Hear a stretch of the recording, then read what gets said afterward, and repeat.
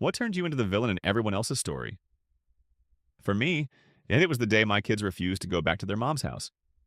We had split custody and they had never pushed back before, but this time was different. They were scared. I knelt down and asked them gently, "Did something happen?" What they told me broke me. Their mom's new boyfriend had been making them do weird things.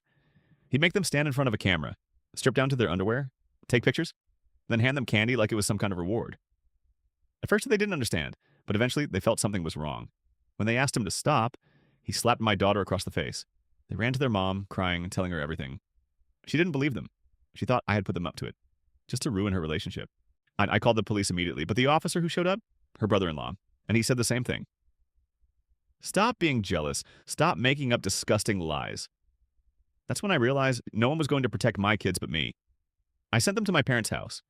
Then I made a decision that changed everything. At a local bar, I knew a couple of guys, ex-cons, not good men, but men who didn't ask questions. They agreed to help. We waited until my ex left for work, then went inside. He was there. The boyfriend, alone, terrified. We shut him up before he could scream. My plan was simple. Find the photos, delete them, and make sure he'd never touch my kids again. But then, he confessed. Those pictures, he wasn't keeping them for himself. He was selling them to a whole network of people I'm waiting, paying for more. He already had multiple copies ready to ship. That's when something inside me snapped. All I could think about was this. If my kids hadn't spoken up, those pictures would already be out there. Forever. I saw red, and I lost control. I didn't stop until my friends physically pulled me off him. In that moment, I knew my life was over. Prison was waiting for me. And the worst part? My kids would go right back to the same environment, the same danger.